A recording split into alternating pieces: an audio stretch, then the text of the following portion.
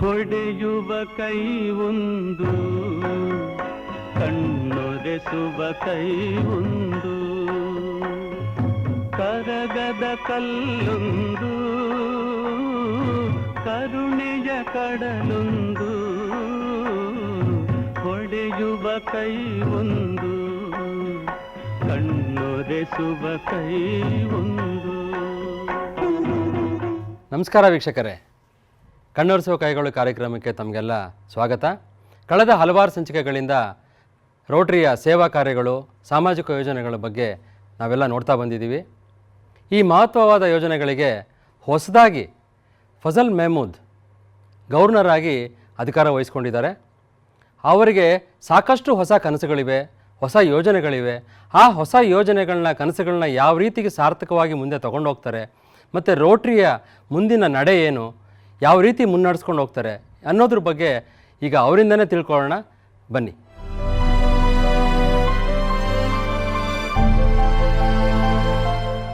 ಇವತ್ತಿನ ದಿವಸ ನಮ್ಮ ಜೊತೆಯಲ್ಲಿ 21-22ರ ಗವರ್ನರ್ ಆದಂಥ ಫಜಲ್ ಮೆಹಮೂದ್ ಅವರು ನಮ್ಮ ಜೊತೆಗಿದ್ದಾರೆ.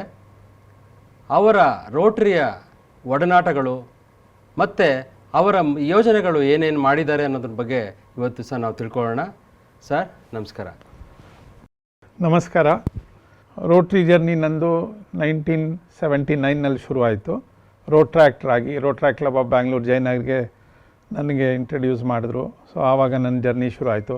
ಕಲ್ತ್ಕೊಳ್ಳೋದು ಬೇಜಾನಿತ್ತು. ಕಾಲೇಜ್ನಲ್ಲಿರುವಾಗ ಒಳ್ಳೆ ಏನಾದರೂ ಕಮ್ಯುನಿಟಿಗೆ ಮಾಡಬೇಕಂತ ಅಂದ್ಬಿಟ್ಟು ಮಾಡ್ಕೊಂಡಿದ್ವಿ. ಆವಾಗ ಅಲ್ಲೆಲ್ಲ ಇದು ಮಾಡಿ ಪ್ರೆಸಿಡೆಂಟ್ ಆದೆ 84-85ನಲ್ಲಿ. ಅದಾದಮೇಲೆ ಬೇರೆ ಪೊಸಿಷನ್ಸ್ ತಗೊಂಡು ಡಿಸ್ಟ್ರಿಕ್ನಲ್ಲಿ 88 ತನಕ ರೋಟ್ರಾಕ್ಟ್ನಲ್ಲಿದ್ದೆ. 93ನಲ್ಲಿ ವಾಪಸ್ಸು ರೋಟ್ರಿಗೆ ಸೇರಿಕೊಂಡೆ, ರೋಟ್ರಿ ಬ್ಯಾಂಗ್ಳೂರು ಮೆಟ್ರೋಗೆ. ಸೊ 1993ಇಂದ ತಗೊಂಡ್ಬಿಟ್ಟು 97-98ನಲ್ಲಿ ರೋಟ್ರಿ ಬ್ಯಾಂಗ್ಳೂರು ಮೆಟ್ರೋ ಪ್ರೆಸಿಡೆಂಟ್ ಆದೆ. ಕಮ್ಯುನಿಟಿ ಸರ್ವಿಸ್ನಲ್ಲಿ ಇರಲಿ, ಯೂತ್ ಸರ್ವಿಸ್ನಲ್ಲಿ ಇರಲಿ, ಬೇರೆ ಯಾವುದ್ಯಾವುದು ಅವೆನ್ಯೂಸ್ ಆಫ್ ಸರ್ವಿಸ್ ಇತ್ತು ಅದರಲ್ಲೆಲ್ಲ ಬೇರೆ ಬೇರೆ ಪೊಸಿಷನ್ ತಗೊಂಡು ಕಲ್ತ್ಕೊಳ್ಳೋದು ಆಯಿತು. ಸೊ ಅದು ಮಾಡಿಕೊಂಡು 17-18ನಲ್ಲಿ ಆಯ್ಕೆ ಆಗಿಬಿಟ್ಟು ಬಂದೆ ರೋಟ್ರಿ ಡಿಸ್ಟ್ರಿಕ್ಟ್ 3190ಗೆ. ಆಗಿದ ತಕ್ಷಣ ಇವಾಗ ಜುಲೈ 1ಗೆ ನಾನು ಡಿಸ್ಟ್ರಿಕ್ಟ್ ಗವರ್ನರಾಗೆ ಶುರು ಮಾಡಿದ್ದೀನಿ. ಇವತ್ತು ಆಲ್ಮೋಸ್ಟು 70 ದಿವಸ ಆಗಿದೆ. ಸೊ ಈ 70 ದಿವಸದಲ್ಲಿ ಬೇರೆ ಕ್ಲಬ್ಸ್ ಜೊತೆಗೆ ವರ್ಕ್ ಮಾಡೋದು ಅವಕಾಶ ಸಿಕ್ಕಿದೆ, ಬೇರೆ ಡಿಸ್ಟ್ರಿಕ್ಟ್ ಜೊತೆಗೆ ವರ್ಕ್ ಮಾಡೋಕ್ಕೂ ಅವಕಾಶ ಸಿಕ್ಕಿದೆ. ಈ ವರ್ಷ ತಮ್ಮ ಮುಂದಿನ ಧ್ಯೇಯ ಏನಿದೆಯಾ ಮತ್ತು ಯಾವ ರೀತಿ ತಾವು ಈ ವರ್ಷ ತೊಗೊಂಡೋಗ್ಬೇಕು ಅಂತಿದ್ದೀರಾ, ಯಾವ ರೀತಿ ನಿಮ್ಮ ಕಾರ್ಯಕ್ರಮಗಳ ಬಗ್ಗೆ ಒಂದು ಸ್ವಲ್ಪ ಸಂಕ್ಷಿಪ್ತವಾಗಿ ವೀಕ್ಷಕರಿಗೆ ತಿಳಿಸ್ಕೊಡ್ಬೋದಾ ಸರ್? ಹೋದ ವರ್ಷ ನಮ್ಮ immediate pass district governor Nagendra Prasad ಅವರು ಭಾಳ ಚೆನ್ನಾಗಿ ಮಾಡಿದ್ರು. ರೋಟ್ರಿ ಓಪನ್ಸ್ ಆಪರ್ಚುನಿಟೀಸ್ ಅಂತ ಅವ್ರ ಥೀಮ್ ಇತ್ತು. ಸೊ ಭಾಳ ಒಳ್ಳೆ ಕೆಲಸಗಳು ಮಾಡಿದ್ರು. ಆಮೇಲೆ ಏನೇನು ಪ್ರಾಜೆಕ್ಟ್ಸ್ ಮಾಡಬೇಕಾಗಿತ್ತು ಅಷ್ಟು ಕೋಟಿಗಳ ರೂಪಾಯಿ ಖರ್ಚು ಮಾಡಿ, ಟೈಮ್ ಕೊಟ್ಟು, ಟ್ಯಾಲೆಂಟ್ ಕೊಟ್ಟು ಅವರು ಮತ್ತು ಎಲ್ಲ ಪ್ರೆಸಿಡೆಂಟ್ಸ್, ಕ್ಲಬ್ ಪ್ರೆಸಿಡೆಂಟ್ಸು ಮತ್ತು ಎಲ್ಲ ರೋಟೇರಿಯನ್ಸ್ ಭಾಳ ಒಳ್ಳೆ ಕೆಲಸ ಮಾಡಿದ್ದಾರೆ. 5 ಅವೆನ್ಯೂಸ್ ಇದೆ ಮತ್ತು 7 ಫೋಕಸ್ ಏರಿಯಾಸ್ ಇದೆ. ಸೊ ಆ 7 ಫೋಕಸ್ ಏರಿಯಾಸ್ ಮೇಲೇನೂ ಗಮನ ಕೊಟ್ಬಿಟ್ಟು ಅದು ಮಾಡ್ತೀವಿ. ಅದು ಬಿಟ್ಟು ಈ ವರ್ಷ ನಾವೇನು ಮಾಡಿದ್ದೀವಿ, ಒಂದಷ್ಟು ಕಾರ್ಯಕ್ರಮಗಳು ಹಂಚ್ಕೊಂಡಿದ್ದೀವಿ. ಪ್ಯಾಂಡಮಿಕ್ಸ್ ಸಮಯದಲ್ಲಿ ಭಾಳ ಮುಖ್ಯವಂತ ಪ್ರಾಜೆಕ್ಟ್ ಏನಂದರೆ ಝೀರೋ ಹಂಗರ್ ಅಂತ ಅಂದ್ಬಿಟ್ಟು. ಸೊ ಆ ಝೀರೋ ಹಂಗರ್ ಪ್ರಾಜೆಕ್ಟ್ನ ನಾವು ಜುಲೈ 1ಇಂದ ಶುರು ಮಾಡ್ಕೊಂಡ್ವಿ. ಬಡವರಿಗೆ ಗ್ರಾಸರಿ ಕಿಟ್ಸ್ ಸೇರಿಸೋದು ಇದೆಲ್ಲ ಇದೆ. ಮತ್ತು ವಾಪಸ್ ಹೊಸ ಬೆಳಕು ಅಂತಂದ್ಬಿಟ್ಟು ಈ ಪ್ರೋಗ್ರಾಮ್ನ ಈ ವರ್ಷ ಶುರು ಮಾಡಿದ್ದೀವಿ. ಇದು ಭಾಳ ಮುಖ್ಯ ಪ್ರೋಗ್ರಾಮು. ಯಾಕೆಂದರೆ ಬ್ಯಾಂಗ್ಳೂರು ಸಿಟಿನಲ್ಲೇ ಒಂದು 600 ಸ್ಲಮ್ಸ್ ಇದೆ. ಅದಕ್ಕೆ ಏನು ಗುಡಿಸಲು ಅಂತೀವಿ ನಾವು, temporary shift homes, they are the run down communities. ಅವ್ರಿಗೋಸ್ಕರ ಏನಾದರೂ ಮಾಡೋಣ ಅಂತಂದ್ಬಿಟ್ಟು ಅದೊಂದು ಮಾಡ್ಕೊಂಡಿದ್ದೀವಿ. ಮತ್ತು ವಾಪಸ್ ಹ್ಯೂಮನ್ ಪೊಲೀಸಿಂಗ್ ಅಂತಂದ್ಬಿಟ್ಟು ಪೊಲೀಸ್ಗಳು, ಯೂನಿಫಾರ್ಮ್ ಸ್ಟಾಫು, ಸರ್ವಿಸಸ್ಸು ಅವರೆಲ್ಲರೂ ಭಾಳ ಸ್ಟ್ರೆಸ್ನಲ್ಲಿದ್ದಾರೆ. ಅವ್ರಿಗೆ ಯಾರೂ ಕೇಳ್ಕೊಳ್ಳೋರಿಲ್ಲ, ಯಾರೂ ಕಿವಿ ಕೊಡೋರಿಲ್ಲ. ಸೊ ಅದಕ್ಕೋಸ್ಕರ ನಮ್ಮಿಂದ ಒಂದು ಆ ಪ್ರೋಗ್ರಾಮು ತಗೊಂಡಿದ್ದೀವಿ. ಮತ್ತು ಬ್ಲಡ್ ಡೊನೇಷನ್ನು ಅದು ಭಾಳ ಮುಖ್ಯ. ಇಂಥ ಟೈಮ್ನಲ್ಲಿ ಯಾರೂ ಹೋಗಿ ಡೊನೇಟ್ ಮಾಡ್ತಾಯಿಲ್ಲ. ಜೀವನಾಡಿ ಅಂತ ಅಂದ್ಬಿಟ್ಟು ಅದಕ್ಕೆ ಹೆಸರು ಕೊಟ್ಟು ಅದನ್ನು ಶುರು ಮಾಡ್ಕೊಂಡಿದ್ದೀವಿ. ಸಮರ್ಥ ಅಂತಂದ್ಬಿಟ್ಟು ಆ ಪ್ರೋಗ್ರಾಮು ಭಾಳ ಮುಖ್ಯ. ಯಾಕೆಂದರೆ ಇನ್ಕ್ಲೂಸಿವಿಟಿ, ಈ ಟ್ರಾನ್ಸ್ಜೆಂಡರ್ಸ್ ಇರಲಿ, ಇವರಿರಲಿ, ಅವರಿಗೆಲ್ಲ ಯಾರೂ ಕೇಳೋರಿಲ್ಲ. ಅವ್ರ ಸ್ಕಿಲ್ಲಿಂಗ್ ಮಾಡೋದು ಒಂದು ಪ್ರೋಗ್ರಾಮ್ ನಾವು ತಗೊಂಡಿದ್ದೀವಿ. ಸೊ ಇಂಥ ಪ್ರೋಗ್ರಾಮ್ಗಳು ತಗೊಂಡಿದ್ವಿ. ಆಮೇಲೆ ಬೇರ್ಫುಟ್ ನರ್ಸಸ್ ಅಂತ ಅಂದ್ಬಿಟ್ಟು ಇದು ಭಾಳ ಮುಖ್ಯವಾದ ಪ್ರೋಗ್ರಾಮು. ಆಮೇಲೆ NCD ಅಂತ ಅಂದ್ಬಿಟ್ಟು ಇಂಥ ಒಂದು ನರ್ಸಸ್ ಅಂದರೆ ಏನಂತ ಸ್ವಲ್ಪ ಬೇರ್ಫುಟ್ ನರ್ಸಸ್ ಅಂದರೆ ಇವಾಗ ಎಷ್ಟೋ ಯಂಗ್ಸ್ಟರ್ಸು ಮೋರ್ಸೋ ಲೇಡೀಸು ಅವರಿಗೆ ಕೆಲಸ ಇಲ್ಲದ್ರೆ ಇರ್ತಾರೆ, ಅವ್ರಿಗೆ ಟ್ರೈನ್ ಮಾಡಿಬಿಟ್ಟು ಅವರು ಎಲ್ಲ ಅವ್ರಿಗೊಂದು ಕಿಟ್ ಕೊಡ್ತಾಯಿದ್ವಿ, ಮೆಡಿಕಲ್ ಕಿಟ್ಟು. ಅವರು ಮನೆಗೆ ಹೋಗಿ ಜನರಿಗೆ ಯಾರ ಕೈನಲ್ಲಿ ಲ್ಯಾಬ್ಸ್ಗೆ ಹೋಗ್ಲಿಕ್ಕಾಗಲ್ಲ ಅವ್ರೇನು ಮಾಡ್ತಾರೆ, ಅಲ್ಲಿ ಹೋಗಿಬಿಟ್ಟು ಟೆಸ್ಟ್ ಮಾಡೋದು, ಬ್ಲಡ್ ಟೆಸ್ಟ್ ಮಾಡೋದು, ಶುಗರ್ ಇದೆಯಾ ಇಲ್ಲ, ಬಿ ಪಿ ಇದೆಯಾ ಇಲ್ಲ, ಸೊ ಇಂಥದ್ದೆಲ್ಲ ಟೆಸ್ಟ್ ಮಾಡಿಕೊಂಡು ಅವ್ರಿಗೂ ಜೀವನಕ್ಕೆ ಒಂದು ಇದಾಗತ್ತೆ. ಮತ್ತು ಯಾರಿಗೆ ಗೊತ್ತಿರಲ್ಲ ಅವ್ರಿಗೆ ಅರ್ಥ ಆಗುತ್ತೆ. ನಾವು ಅವ್ರಿಗೊಂದು ಕಾರ್ಡ್ ಮಾಡಿಕೊಟ್ಟಿರ್ತೀವಿ, ಅವ್ರಿಗೆ ನೆಕ್ಸ್ಟ್ ಏನು ಟ್ರೀಟ್ಮೆಂಟ್ ತಗೊಳ್ಬೇಕು ಅಂತ ಅದು. ಮತ್ತು ರೆಟಿನೋಪತಿ ಕ್ಲಿನಿಕ್ಸ್ ಓಪನ್ ಮಾಡಿದ್ವಿ, ಶುಗರ್ ಇದರಿಂದ ಆಗಿರೋದು ಕಾಯಿಲೆಗಳು ಇದಿರುತ್ತೆ ಕಣ್ಣಿಗೆ, ಸೊ ಅಂಥದ್ದು ಸೆಂಟರ್ಸ್ ಓಪನ್ ಮಾಡ್ತಾಯಿದ್ದೀವಿ. ಮತ್ತು ಈ ಟ್ರಕ್ ಡ್ರೈವರ್ಸು ಮತ್ತು ಇವ್ರಿಗೆ auto rickshaw drivers, bus drivers, cab ಡ್ರೈವರ್ಸ್ಗೆ ಅವ್ರಿಗೆ ಐ ಟೆಸ್ಟಿಂಗ್ ಮಾಡಿ ಅವ್ರಿಗೇನು ಬೇಕಾಗಿದೆ, ಯಾಕಂದರೆ ಅದು ಭಾಳ ಮುಖ್ಯ ಆಕ್ಸಿಡೆಂಟ್ಸ್ ಪ್ರಿವೆಂಟ್ ಮಾಡಲಿಕ್ಕೆ. ಸೊ ಇದು ಶುರು ಮಾಡಿದ್ದೀವಿ. ಇದರಿಂದ ನಮ್ಗೆ ಏನು ಸಿಕ್ಕತ್ತೆ ಅಂದರೆ ಯಾರಾದರೂ ನೋಡೋವ್ರಿಗೂ ಗೊತ್ತಾಗುತ್ತೆ ರೋಟ್ರಿಗೆ ಸೇರಿಕೊಂಡ್ರೆ ಏನು ಮಾಡ್ಬೋದು ಅಂತ. ಜನರೇ ಎಲ್ಲರೂ ಭಾಳ ಸಂಕಷ್ಟದಲ್ಲಿದ್ದಾರೆ.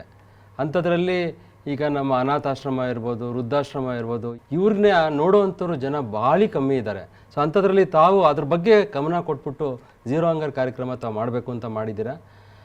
ಇದ್ರ ಬಗ್ಗೆ ಸ್ವಲ್ಪ ತಮ್ಮ ಮನಸ್ಸಿನ ಇದು ಹೇಳ್ತೀರಾ ಸರ್, ಯಾವ ಥರ ಅಂತ?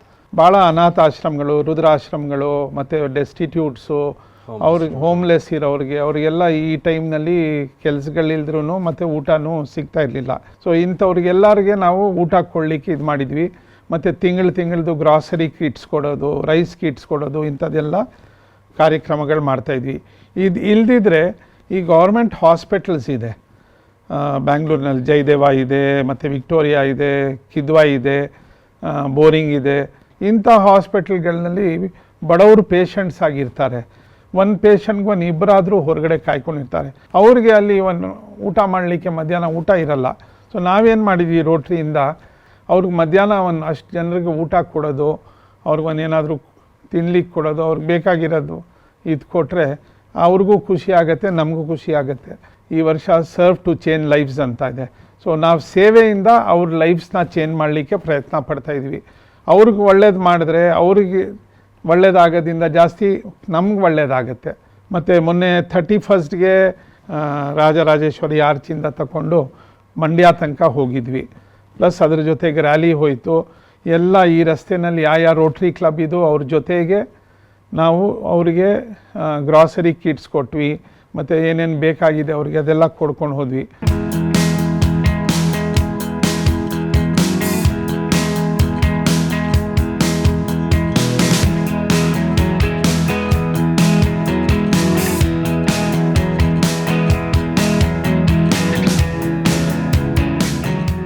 ಬೆಂಗಳೂರಿನ ಹಲವಾರು ರೋಟ್ರಿ ಸಂಸ್ಥೆ ವತಿಯಿಂದ ಫೀಡ್ ದ ಹಂಗರ್ ಅನ್ನೋ ಪ್ರಾಜೆಕ್ಟ್ ಮಾಡ್ತಾ ಇದ್ದೀವಿ. ಇದರ ಮುಖ್ಯ ಉದ್ದೇಶ ಏನು ಅಂದರೆ ಹಸಿದವರಿಗೆ ಊಟ ಕೊಡೋದು ಅಂತ. ಈ ಒಂದು ಮೈಸೂರು ರೋಡ್ನಲ್ಲಿ ಇರ್ತಕ್ಕಂಥ ಆಶ್ರಮಗಳು, ವೃದ್ಧಾಶ್ರಮಗಳು ಮತ್ತು ಇನ್ನೂ ಬಡಬಗ್ಗರ ಸಂಸ್ಥೆಗಳಿಗೆ ಈ ಝೀರೋ ಹಂಗರ್ ಅನ್ನೋ ಕಾನ್ಸೆಪ್ಟ್ನಲ್ಲಿ ದವಸ ಧಾನ್ಯಗಳನ್ನು ಕೊಡಲಿಕ್ಕೆ ಇವತ್ತಿನ ಒಂದು ಕಾರ್ಯಕ್ರಮವನ್ನು ಹಮ್ಮಿಕೊಂಡಿದ್ದಾರೆ. ಸೊ ಹೀಗೇ ಮುಂದೆ ತುಂಬ ರೈಡ್ಸ್ ಆಗಲಿ, ತುಂಬ ಜನ ಮುಂದೆ ಬಂದು ಇಂಥ ಜನಕ್ಕೆ ಸಪೋರ್ಟ್ ಮಾಡಬೇಕು, ಹಂಗರ್ನ ನಾವು ತೊಲಗಿಸ್ಬೇಕು ಅನ್ನೋದು ನಮ್ಮ ಉದ್ದೇಶ.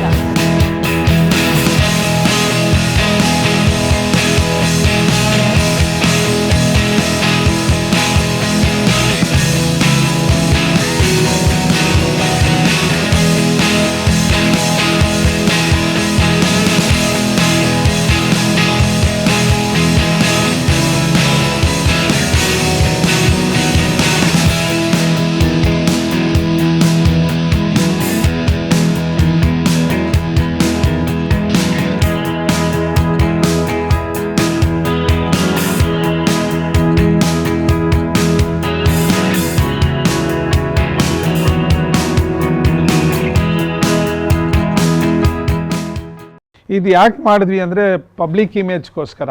ಪಬ್ಲಿಕ್ ಇಮೇಜಿಂದ ನಾವೇನು ಮಾಡ್ತಾಯಿದ್ದೀವಿ ಅಂತ ತೋರಿಸ್ಕೊಳ್ಳೋಕ್ಕಲ್ಲ. ಇದು ಮಾಡಿದ್ರೆ ಬೇರೆಯವ್ರಿಗೂ ಒಂದು ಐಡಿಯಾ ಬರುತ್ತೆ ಏನು ಮಾಡ್ಬೋದು ಇಂಥ ಸಮಯದಲ್ಲಿ ಅಂತ.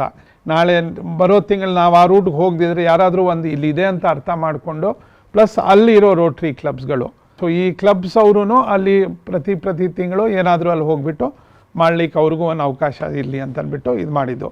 ಹೇಳ್ದಂಗೆ ಹೊಸ ಬೆಳಕು ಕಾರ್ಯಕ್ರಮ ಸ್ಲಂಬಲ್ಲಿ ನಾವು ಮಾಡ್ತಾಯಿದ್ದೀವಿ ಅಂತ ಹೇಳಿದ್ರಿ. ನೀವು ಹೊಸ ಬೆಳಕು ಕಾರ್ಯಕ್ರಮದಲ್ಲಿ ಯಾವ ಕಾರ್ಯಕ್ರಮದಲ್ಲಿ ತಾವು ತೊಡಗಿಸ್ಕೋಬೇಕು ಅಂತ ಇದೆ ಅನ್ನೋದ್ರ ಬಗ್ಗೆ ಸ್ವಲ್ಪ ಸಂಕ್ಷಿಪ್ತವಾಗಿ ಹೇಳ್ತೀರಾ ಸರ್? ನಮ್ಮ ಬ್ಯಾಂಗ್ಳೂರಿನಲ್ಲೇ ಒಂದು 600 ಸ್ಲಮ್ಸ್ ಇದೆ. ಸ್ಲಮ್ಸ್ ಎಲ್ಲಿ ಬರುತ್ತೆ ಅಂತ ಗೊತ್ತಾಗಲ್ಲ, ಮಧ್ಯದಲ್ಲೇ ಇರುತ್ತೆ, ಸಿಟಿ ನಮ್ಮ ನೇಬರ್ಹುಡ್ನಲ್ಲೇ ಇರುತ್ತೆ. ಇವ್ರಿಗೆ ಯಾರೂ ಕೇಳೋರಿಲ್ಲ, ಕಿವಿ ಕೊಡೋರಿಲ್ಲ. ರೋಟ್ರಿ ಮತ್ತು ಪೊಲೀಸ್ ಡಿಪಾರ್ಟ್ಮೆಂಟ್ ಸಪೋರ್ಟು ತಗೊಂಡು ಮತ್ತು ಸ್ಲಮ್ ಡೆವಲಪ್ಮೆಂಟ್ ಬೋರ್ಡ್ ಸಪೋರ್ಟ್ ತಗೊಂಡು 1 ರೋಟ್ರಿ ಕ್ಲಬ್ಬು 1 ಸ್ಲಮ್ನ ಅಡಾಪ್ಟ್ ಮಾಡ್ಕೊಳ್ತೀವಿ. ಅವ್ರಿಗೇನು ಬೇಕಾಗಿದೆ ಫಸ್ಟ್ ಅವ್ರಿಗೆ ಅರ್ಥ ಮಾಡ್ಕೊಳ್ಬೇಕು. ಅವ್ರಿಗೆ ಅರ್ಥ ಮಾಡ್ಕೊಂಡು ಅಲ್ಲಿ ಹೋಗಿ ಅವ್ರಿಗೆ ನಮ್ಮ 7 ಏರಿಯಾಸ್ ಆಫ್ ಫೋಕಸ್ ಅಂತ ಅಂದ್ಬಿಟ್ಟಿದೆ. ಡಿಸೀಸ್ ಪ್ರಿವೆನ್ಷನ್ ಆ್ಯಂಡ್ ಟ್ರೀಟ್ಮೆಂಟ್ ಇದೆ, ಎಕನಾಮಿಕ್ ಆ್ಯಂಡ್ ಕಮ್ಯುನಿಟಿ ಡೆವಲಪ್ಮೆಂಟ್ ಇದೆ, ಸ್ಕಿಲ್ಲಿಂಗ್ ಇದೆ, ಬೇಸಿಕ್ ಎಜುಕೇಷನ್ ಆ್ಯಂಡ್ ಲಿಟ್ರಸಿ ಅಂತ ಇದೆ. ಆ ಸ್ಲಮ್ನಲ್ಲಿ ಏನೇನು ಮಾಡ್ಬೋದು, ಅವ್ರಿಗೆ ಏನೇನು ಬೇಕಾಗಿದೆ, ಅಕಸ್ಮಾತ್ ಎಜುಕೇಷನ್ನು, ಅವ್ರ ಮಕ್ಕಳಿಗೆ ಎಜುಕೇಷನ್ ಬೇಕಾಗಿದೆ. ಸೊ ಅಂಥದ್ನಲ್ಲಿ ನಮ್ಮ ರೊಟೇರಿಯನ್ಸ್ ಹೋಗಿ ಅವ್ರಿಗೆ ಹೆಲ್ಪ್ ಮಾಡಿ, ಅವ್ರಿಗಲ್ಲಿ ಅಂಗನವಾಡಿಗಳು ಶುರು ಮಾಡಿ ಅವ್ರಿಗೇನು ಬೇಕಾಗಿದೆ, ಎಲ್ಲಿ ಅವ್ರಿಗೆ ಅದು ಹೆಲ್ಪ್ ಮಾಡ್ತೀವಿ. ಅವ್ರ ಮಕ್ಕಳಿಗೆ ಸ್ಕಿಲ್ ಮಾಡಲಿಕ್ಕೆ ಜಾಬ್ ಮೇಲಾಗಳು ಮಾಡಿಬಿಟ್ಟು ಅವ್ರಿಗೆ ಒಂದು ಜಾಬ್ಸ್ ಕೊಡಿಸ್ಲಿಕ್ಕೆ ಅದು ಮಾಡೋಕ್ಕೆ ಹೋಗ್ತೀವಿ. ಡಿಸೀಸ್ ಪ್ರಿವೆನ್ಷನ್ ಆ್ಯಂಡ್ ಟ್ರೀಟ್ಮೆಂಟ್ ಅಂತ ಅಂದ್ಬಿಟ್ಟು ಅವ್ರಿಗೆ ಯಾವ ಕಾಯಿಲೆಗಳಿದೆ, ಅವ್ರಿಗೆ ಹಾರ್ಟ್ ಆಪ್ರೇಷನ್ ಬೇಕಾಗಿದೆಯಾ, ಕಿಡ್ನಿ ಏನಾದರೂ ಅವರಿಗೆ ಡಯಾಲಿಸಿಸ್ ಬೇಕಾಗಿದೆಯಾ, ನಮ್ಮ ರೋಟ್ರಿ ಹಾಸ್ಪಿಟಲ್ಗಳಿವೆ, ನಮ್ಮ ರೋಟ್ರಿ ಹಾಸ್ಪಿಟಲ್ ಜೊತೆ ಕನೆಕ್ಷನ್ ಇದೆ. ನಮ್ಮ ಡಿಸೀಸ್ ಪ್ರಿವೆನ್ಷನ್ ಟೀಮ್ ಹೋಗಿಬಿಟ್ಟು ಅವ್ರಿಗೇನು ಬೇಕಾಗಿದೆ ಅದು ಮಾಡ್ತೀವಿ. ಪೊಲೀಸ್ಗೆ ಯಾಕೆ ತಗೊಂಡಿದ್ದೀವಿ ಅಂದರೆ ನಾವು ಪೊಲೀಸ್ಗೂ ಮತ್ತು ಆ ಸ್ಲಮ್ಗೆ ಬ್ರಿಡ್ಜಸ್ ಆಫ್ ಫ್ರೆಂಡ್ಶಿಪ್ ಅಂತ ಅಂದ್ಬಿಟ್ಟು ಆ ಬ್ರಿಡ್ಜ್ ಮಾಡಲಿಕ್ಕೆ ರಿಲೇಷನ್ಶಿಪ್ಪು ತಗೊಂಡಿದ್ದೀವಿ. ಯಾಕೆಂದರೆ ಏನಾದರೂ ಒಂದು ಆಯಿತು ಆ ಏರಿಯಾನಲ್ಲಿ ತೊಂದರೆ ಅಂದರೆ ಅವ್ರು ಹೋಗ್ಬಿಟ್ಟು ಅಲ್ಲಿಂದ ಮಕ್ಕಳು ಹಿಡಿದು ಬಿಡ್ತಾರೆ. ಸೊ ಅವ್ರು ಪೊಲೀಸ್ ಅರ್ಥ ಮಾಡ್ಕೊಳ್ಳಿ ಈ ಹುಡುಗರು ಇದ್ದಿದ್ದಾರೆ ಅಂತ ಅವ್ರು ಎದುರ್ಕೊಂಡು ಜೀವನ ಮಾಡ್ತಾಯಿದ್ದಾರೆ. ಸೊ ಅದೆಲ್ಲ ತೆಗಿಲಿಕ್ಕೆ ನಾವು ಇದು ಜಾಯ್ನ್ ಆಗಿದ್ವಿ. ಸೊ ಬಹುಶಃ ಇದು ಅಷ್ಟು ವರ್ಷದಲ್ಲಿ ಆ ಸ್ಲಮ್ಸ್ನ ಚೇಂಜ್ ಮಾಡಲಿಕ್ಕೆ ನಾವು ಪ್ರಯತ್ನ ಪಡ್ತಾಯಿದ್ವಿ. ಪ್ಲಸ್ ಸ್ಲಮ್ ಡೆವಲಪ್ಮೆಂಟ್ ಬೋರ್ಡಿಂದ ವಾಟರ್ ಆ್ಯಂಡ್ ಸ್ಯಾನಿಟೇಷನ್ ಅಂತ ಒಂದು ಫೋಕಸ್ ಏರಿಯಾ ಇದೆ. ಏರಿಯಾನ ಹೆಂಗೆ ಕ್ಲೀನ್ ಇಟ್ಕೊಳ್ಬೇಕು, ಎನ್ವೈರನ್ಮೆಂಟ್ಗೆ ಏನೇನು ಇದಾಗತ್ತೆ, ಅವ್ರಿಗಾದರೆ ನಾವು ಗ್ಯಾಸ್ ಸಿಲಿಂಡರ್ಸ್ ಏನಾದರೂ ಆದರೆ ಅಂಥದ್ದು ಅವಕಾಶ ಮಾಡಿಕೊಡೋದು, ಇಂಥ ಪ್ರೋಗ್ರಾಮ್ ಎಲ್ಲ ತಗೊಂಡಿದ್ದೀವಿ. ಸ್ಲಮ್ಮಿಂದ ಇಂಥವ್ರು ಒಬ್ಬರು ಸೈಂಟಿಸ್ಟ್ ಆಗಿದ್ದಾರೆ, ಒಬ್ಬರು IAS ಆಫೀಸರ್ ಆಗಿದ್ದಾರೆ, ಅಥವಾ ಒಬ್ಬರು KS ಆಫೀಸರ್ ಆಗಿದ್ದಾರೆ, ಅಥವಾ ಯಾವುದೋ ಒಂದು ಇದರಲ್ಲಿ ಒಂದು ಒಳ್ಳೆ ಹುದ್ದೆಲಿದ್ದಾರೆ ಅಂತ ನಾವು ಹೇಳಲಿಕ್ಕೆ ಬರ್ತಾ ಇಲ್ಲ ಸರ್. ಹಂಗಾಗಿ ತಾವು ಈ ಸ್ಲಮ್ಮಲ್ಲಿ ಎಜುಕೇಷನ್ನಲ್ಲಿ ಮಕ್ಕಳಿಗೆ ಹೈಯರ್ ಎಜುಕೇಷನ್ ಬಗ್ಗೆ ತಾವು ಫೋಕಸ್ ಮಾಡಿರೋದಂತೂ ಖಂಡಿತ ಡೆಫಿನೆಟಾಗಿ ಭಾಳ ಒಳ್ಳೆ ಕಾರ್ಯಕ್ರಮ ಆಗುತ್ತೆ ಸರ್. ಬರೀ ಮಕ್ಕಳಿಗೆಲ್ಲ ಮೇಲೆ ಮುಂದೆ ಸ್ಕಾಲರ್ಶಿಪ್ಸು ಕೊಡ್ಕೊಂಡು CSR ಪಾರ್ಟ್ನರ್ಸ್ ತಗೊಂಡು ಅವ್ರಿಗೆ ಹೆಂಗೆ ಮೇಲೆ ಹೈಯರ್ ಎಜುಕೇಷನ್ ಮಾಡೋದು ಅದಕ್ಕೂ ನಾವು ವರ್ಕೌಟ್ ಮಾಡ್ತಾಯಿದ್ದೀವಿ ಸರ್. ಸಮರ್ಥ್ ಅಂತ ಒಂದು ಕಾರ್ಯಕ್ರಮ ತಾವು ವೊಕೇಶ್ನಲ್ ಸರ್ವಿಸಲ್ಲಿ ತೊಗೊಂಡಿದ್ದೀರಾ, ಇದ್ರ ಬಗ್ಗೆ ಸ್ವಲ್ಪ ನಮ್ಮ ವೀಕ್ಷಕರು ತಿಳಿಸ್ಕೊಡ್ಬೋದು sir? Vocational team directors Arun Belur ಮತ್ತು ಕಲ್ಪನಾ ಅವರು ಇದು ಒಳ್ಳೆ ಪ್ರೋಗ್ರಾಮ್ ಮಾಡ್ಕೊಂಡಿದ್ದಾರೆ. ಸಮರ್ಥ್ ಅಂತ ಅಂದ್ಬಿಟ್ಟು ಟ್ರಾನ್ಸ್ಜೆಂಡರ್ಸು ಇವಾಗ ನೀವು ನೋಡ್ದಂಗೆ ದಾರಿಗಳಲ್ಲಿ ಸಿಗ್ನಲ್ಸ್ನಲ್ಲಿ ಇರಲಿ, ಇಲ್ಲದ್ರೆ ಬೇರೆ ಮದುವೆ ಮನೆಗಳು ಬಂದು ಕೇಳೋದು ಇದೆಲ್ಲ ಅವ್ರಿಗೊಂದು ಯಾರೂ ಕೇರೆ ಮಾಡಲ್ಲ. ಸೊ ಅಂಥ ಕಮ್ಯುನಿಟಿಗೆ ತಗೊಂಡು ನಾವು ಅವ್ರಿಗೆ ಸ್ಕಿಲ್ ಮಾಡಬೇಕು ಅಂತ ಮಾಡ್ತಾಯಿದ್ದೀವಿ. ಸೊ ಇದು ಮಾಡಿದ್ಮೇಲೆ they can stand on their own legs. ಅವ್ರ ಕಾಲ ಮೇಲೆ ನಿಂತ್ಕೊಳ್ಬೋದು, ಹೋಗ್ಬಿಟ್ಟು ಭಿಕ್ಷಾ ಬೇಡೋದು ಇರಲ್ಲ ಯಾರ ಹತ್ರನೂ. ನಾಗೇಂದ್ರ ಪ್ರಸಾದ್ ಹಳೆ ಗವರ್ನರ್ ಅವರು ದೇವತಾ ಮನುಷ್ಯ ಅಂತ ಅನಿಸ್ಕೊಂಡೋದ್ರು. ತಾವು ಒಬ್ಬ ದೇವತಾ ಮನುಷ್ಯನೋ ಅಥವಾ ಜೆಂಟಲ್ಮ್ಯಾನ್ ಗವರ್ನರೋ ಅಂತ ಆಗಲಿ ಅಂತ ಹಾರೈಸ್ತಾ ನಾನು ಈ ಕಾರ್ಯಕ್ರಮಕ್ಕೆ ಬಂದಿದ್ದಕ್ಕೆ ತಮಗೆ ವಂದನೆಗಳು ಸರ್. ನಮಸ್ಕಾರ. ನಾವೆಲ್ಲ ಚೇಂಜ್ ಮೇಕರ್ ರೋಟೇರಿಯನ್ಸ್ ಅಂತ ಈ ವರ್ಷ ರೋಟರಿ ಜೊತೆಗೆ ಇದು ಒಳ್ಳೆ ಕೆಲಸ ಮಾಡಿ ಹೋಗೋಣ ಅಂತ ಅಂದ್ಬಿಟ್ಟು. Thank you. ನಮಸ್ಕಾರ.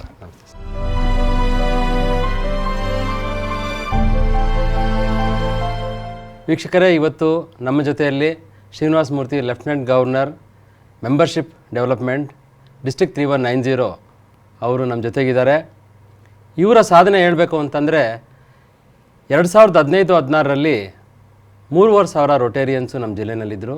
ಇವತ್ತಿನ ದಿವಸ 6,000 ರೋಟೇರಿಯನ್ಸು ನಮ್ಮ ರೋಟ್ರಿ ಜೊತೆಯಲ್ಲಿ ಸೇರಿಕೊಂಡಿದ್ದಾರೆ.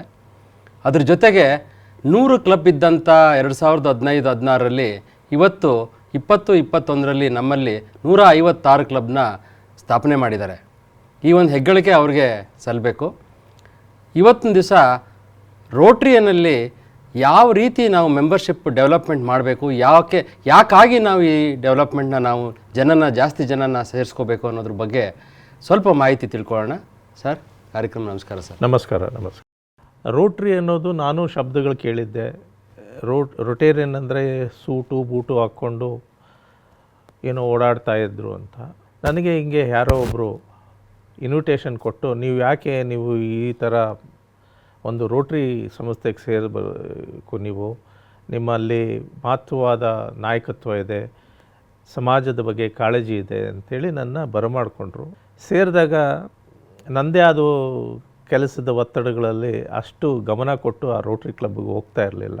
ಒಂದು ದಿವಸ ನಮ್ಮ ಆಗಿನ ಪ್ರೆಸಿಡೆಂಟು, ಸರ್ ನಮ್ಮಲ್ಲಿ ಒಂದು ಕಾರ್ಯಕ್ರಮ ಇದೆ, ಪ್ರತಿ ವರ್ಷ ನಾವು ಈ ಅಂಗವಿಕಲರಿಗೆ 2-2.5 ಸಾವಿರ ಪ್ರತಿ ವರ್ಷ ಆ ಅಂಗವಿಕಲರು ಇಡೀ ಸೌತ್ ಇಂಡಿಯಾದ ಬರಮಾಡಿಕೊಂಡವ್ರಿಗೆ ಉಚಿತವಾಗಿ ಕಾಲಿಲ್ದಿದ್ದವ್ರಿಗೆ, ಆ್ಯಂಪಿಟೀಸಿಗೆ, ಆಕ್ಸಿಡೆಂಟ್ ಆದವ್ರಿಗೆ, ವೀಲ್ ಚೇರು, ಈ ಥರ ನಾನಾ ಕಾರ್ಯಕ್ರಮ ಮಾಡ್ತಾಯಿದ್ದೀರಿ, ನೀವು ಬರಬೇಕು, ಈ ಕಾರ್ಯಕ್ರಮ ನೀವು ನೋಡಬೇಕು, ಇದು ನಮ್ಮ ಕ್ಲಬ್ಬಿಂದ ಮಾಡೋವಂಥ ಒಂದು ಮಹತ್ವವಾದ ಪ್ರಾಜೆಕ್ಟು ಅಂದರು. ನನಗೆ ಅವಾಗೂ ಅದು ಏನು ಅಂತ ಅಷ್ಟು ಐಡಿಯಾ ಇರಲಿಲ್ಲ. ಅದು ಇನ್ಫೆಂಟ್ರಿ ರೋಡು ಬ್ಯಾಂಗ್ಳೂರಲ್ಲಿ ಅದು ಮಾಡೋವಾಗ ಅವತ್ತು ಅಚಾನಕ್ಕಾಗಿ ಆ ರಸ್ತೆಯಲ್ಲಿ ಹೋದಾಗ ಆ ಬೋರ್ಡ್ ನೋಡಿದೆ. ಒಳಗೋದಾಗ ನನಗೆ ನಂಬಲಿಕ್ಕೆ ಸಾಧ್ಯ ಆಗಿಲ್ಲ. ರೋಟ್ರಿ ಅಂದರೆ ಇಂಥ ಕೆಲಸ ಮಾಡೋಕ್ಕೆ ಸಾಧ್ಯನಾ? ರೊಟೇರಿಯನ್ ಅಂತ ಇಂಥ ದೈವತ್ವದ ಕೆಲಸದಲ್ಲಿ ಭಾಗಿಯಾಗಿರ್ತಾರ? ಖಂಡಿತ ಅವತ್ತು ನನ್ನ ಜೀವನದಲ್ಲಿ ಪರಿವರ್ತನೆ ಆಯಿತು. ಅಲ್ಲಿ ಒಂದು ಸಾಗರದಂಗೆ ಜನ ಬರ್ತಿದ್ದರು. ಮನೆಯಲ್ಲಿ ನನ್ನ ಅಣ್ಣ ತಮ್ಮಂದಿರನ್ನ ಬಿಟ್ಟು ಇನ್ನೊಂದು ದೊಡ್ಡ ಒಂದು ಕುಟುಂಬ ಅನ್ಕಂಡೆ. ಅವರು ಅಷ್ಟು ಪ್ರೀತಿಯಿಂದ ನನ್ನ ಬರಮಾಡಿಕೊಂಡು ಇದೇ ನಮ್ಮ ಪ್ರಾಜೆಕ್ಟು ಅಂತ. ಆ ಪ್ರಾಜೆಕ್ಟ್ ನೋಡ್ತಿದ್ದೆ, ಜನ ಬರ್ತಿದ್ದರು, ಈ ಅಂಗವಿಕಲರಿಗೆ ಕಾಲುಗಳನ್ನ ರೆಡಿ ಮಾಡಿ ಕೊಡ್ತಾಯಿದ್ರು. ಒಂದು ಹೆಂಗ್ಸು ಒಂದು 25 ವರ್ಷದ ಒಂದು ಕುಬ್ಜವಾದ ಮಗನ್ನ ಕಂಕಳಲ್ಲಿ ಇಟ್ಕೊಂಡು ಕರ್ಕೊಂಡು ಬಂದ್ಲು. ನಾನು ನೋಡಿದೆ ಆ ಹೆಂಗ್ಸನ್ನು, ರಿಜಿಸ್ಟರ್ ಮಾಡೋದ್ಲು. ಆ 25 ವರ್ಷದ ಮಗುನ ಆ ತಾಯಿ ಕಂಕಳಲ್ಲಿ ಇಟ್ಕೊಂಡು ಇಡೀ ಜೀವನ ನಡ್ಸೋಕ್ಕಾಗದಿರೋ ಕಂಕಳಲ್ಲಿ ಎತ್ಕೊಂಡು ಓಡಾಡ್ತಾ ಇದ್ದದ್ದು ಒಂದು ಪರಿವರ್ತನೆ ಆಯಿತು ಆ ಮಗು ಜೀವನದಲ್ಲಿ, ಆ ಹುಡುಗನ ಜೀವನದಲ್ಲಿ. ಆ ತಾಯಿ ನಮ್ಮೆಲ್ಲರಿಗೂ ನಮಸ್ಕಾರ ಮಾಡಿಬಿಟ್ಟು ನನಗೆ ಬಂದು ನನ್ನ ಕಾಲಿಗೆ ನಮಸ್ಕಾರ ಮಾಡಿದ್ರು. ನನಗೆ ಭಾಳ ಮನಸ್ಸಿಗೆ ಇದೇನು ಇಂಥ ಒಂದು ಮಾನವತೆಯನ್ನು ಮೆರೆಯುವಂಥ ಒಂದು ಚಮತ್ಕಾರಗಳು ನಡೀತಾ ಇದೆಯಲ್ಲ, ನಾನು ತಪ್ಪು ಮಾಡಿದೆ, ನಾನು ಈ ರೋಟ್ರಿ ಕ್ಲಬ್ಬಲ್ಲಿ ಸತತವಾಗಿ ತೊಡಗಿಸ್ಕೊಂಡು ಇಂಥ ಒಂದು ಕಾರ್ಯಕ್ರಮಗಳಲ್ಲಿ ನಾನೂ ಇರಬೇಕು ಅನ್ನೋ ಒಂದು ಆಸೆ ಹುಟ್ಟಿತು. ಅವತ್ತಿಂದ ಈ ರೋಟ್ರಿಗೆ ಒಗ್ಬಿಟ್ಟಿದ್ದೀನಿ. ಮನೆ ಸಂಸಾರ ಅದೆಲ್ಲ ಒಂದು ಕಡೆ, ಬಟ್ ರೋಟ್ರಿ ನನಗೆ ಇನ್ನೊಂದು ಡಿವೈಡ್ ಮಾಡದಿದ್ದಂಥ ಒಂದು ಆ್ಯಕ್ಟಿವಿಟಿ ಆಗಿಬಿಟ್ಟಿದೆ ನನ್ನ ಜೀವನದಲ್ಲಿ. ನಮಗೆಲ್ಲ ಅಣ್ಣ ತಮ್ಮಂದರು, ಅಕ್ಕ ತಂಗಿಗಳು ನಮ್ಮ ಹುಟ್ಟುತ್ತಾನೆ ನಮ್ಮ ಜೊತೇಲಿ ಇರ್ತಾರೆ. ಅದನ್ನು ಬಿಟ್ಟು ಇನ್ನೊಂದು ದೊಡ್ಡ ಕುಟುಂಬ ಸಿಗುತ್ತೆ. ನಿಮ್ಗೆ ಯಾರೆಲ್ಲ ಪರಿಚಯ ಇರ್ತಾರೆ ಅವರೆಲ್ಲ ನಿಮ್ಮ ಜೊತೆ ಇರ್ತಾರೆ. ಇಂಥ ಒಂದು ಮಹತ್ವವಾದ ಸಂಬಂಧ ಈ ರೋಟ್ರಿ ಕ್ಲಬ್ಬಲ್ಲಿ ಸಿಗುತ್ತೆ. ಪ್ಲಸ್ ನಿಮಗೆ ಒಂದು ಬಿಸ್ನೆಸ್ಸಲ್ಲಿ ಇನ್ನೊಂದರಲ್ಲಿ ನೀವು ಆ ಒತ್ತಡದಲ್ಲಿರುವಾಗ ಇದು ಒಂಥರ ಮನಸ್ಸಿಗೆ ಸಮಾಧಾನ ಸಿಗುತ್ತೆ. ನಾನೇನೋ ಒಂದು ಒಳ್ಳೆ ಕೆಲಸ ಮಾಡ್ತೀನಿ ಅನ್ನೋ ಒಂದು ಆನಂದ ಸಿಗುತ್ತೆ. ಮಾತಾಡುವಾಗ ನಾನು ಒಂದು ವಿಷಯ ಹೇಳಿದೆ, ಒಂದು ಊರಲ್ಲಿ ಒಂದು ದೇವಸ್ಥಾನ ಇರಬೇಕು, ಮಾಸ್ಕ್ ಇರಬೇಕು, ಚರ್ಚ್ ಇರಬೇಕು, ಸಿಖ್ಖರ ಮಂದಿರ ಇರಬೇಕು, ಜೈನ್ ಮಂದಿರ ಇರಬೇಕು, ಎಲ್ಲ ಇರಬೇಕು. ಇಲ್ಲೊಂದು ಸೌಹಾರ್ದತೆ ಮತ್ತು ಇಲ್ಲೊಂದು ಸೇವಾ ಮನೋಭಾವ ಬರೋವಂಥದ್ದು ಈ ರೋಟ್ರಿ ಅಂತ ಸಂಸ್ಥೆ ಒಂದು ಊರಲ್ಲಿರಬೇಕು. ಅವಾಗ ಇದ್ದಾಗ ನೋಡಿ ಆ ಒಂದು ವಾತಾವರಣ ಹೆಂಗಿರುತ್ತೆ ಅಂದರೆ, ಎಲ್ಲ ಒಂದು ಒಗ್ಗೂಟ, ಸಮಾಜದಲ್ಲಿ ಏನೋ ಒಂದು ತೊಂದರೆ ಆದರೆ ಎಲ್ಲರೂ ಎದ್ದು ನಿಂತ್ಕೊಂಡು ಅವ್ರ ಕೈ ಚಾಚಿ ಆ ನೋವಾದವರಿಗೆ ಆ ಸಮಾಧಾನ ಕೊಡ್ತಾರಲ್ಲ, ನಿಸ್ವಾರ್ಥ ಸೇವೆ ಮಾಡೋವಂಥ ಜನ ಇಂಥ ಒಂದು ಸಂಘ ಸಂಸ್ಥೆಯಲ್ಲಿ ಸೇರಬೇಕು. ಇಡೀ ಪ್ರಪಂಚದಲ್ಲಿ 220 ರಾಷ್ಟ್ರಗಳಲ್ಲಿ ಪಸರಿಸಿದೆ. ನಾವೇನೋ ಒಂದು ಸೇವೆ ಮಾಡೋಣ ಅಂತ ಹೋಗಿ ನೋಡ್ತೀರಿ, ಬಟ್ ರೋಟ್ರಿ ಸೇವೆ ಮಾಡೋದ್ರಲ್ಲಿ ನಿಮ್ಮನ್ನು ತೊಡಗಿಸಿ ನಿಮ್ಮನ್ನು ತಿದ್ದಿ ಒಂಥರ ಫೈನ್ ಟ್ಯೂನ್ ಜೆಂಟಲ್ಮ್ಯಾನ್ ಆಗಿ ಮಾಡ್ತೈತೆ. ಇದು ನನ್ನ ಅನುಭವ. ಇಂಥ ಒಂದು ಸಂಸ್ಥೆಯಲ್ಲಿದ್ದರೆ ನಮಗೆ ಶಕ್ತಿ ಜೋರಿರುತ್ತೆ, ಕೈಗಳು ಜಾಸ್ತಿ ಇರುತ್ತೆ. ಆ ಒಂದು ಕಾರಣದಿಂದ ನಾನು ಹೊಸ ಮೆಂಬರ್ಗಳು ರೋಟ್ರಿಗೆ ಸೇರಬೇಕು ಅಂತ ಹೇಳ್ತಿದ್ದೀನಿ. ಹಿಂದೆ ಎಲ್ಲೋ ಕೇಳ್ತಾ ಇದ್ದೆ ವಸುದೈವಿಕ ಕುಟುಂಬಕಂ ಅಂತ, ಅದರ ಶಬ್ದಗಳಲ್ಲಿ ಕೇಳಿದ್ದೆ. ಅದು ಎಲ್ಲಿದೆ ಹೆಂಗಿದೆ ಅಂತ ಇನ್ನೂ ನನಗೆ ಅರಿವಿರಲಿಲ್ಲ, ಹುಡುಕ್ತಿದ್ದೆ. ರೋಟ್ರಿಗೆ ಸೇರಿದ ಮೇಲೆ ನೋಡಿ ಅದು ನಿಜವಾದ ಶಬ್ದದ ಅರ್ಥ ನನಗೆ ಅರಿವಾಯಿತು.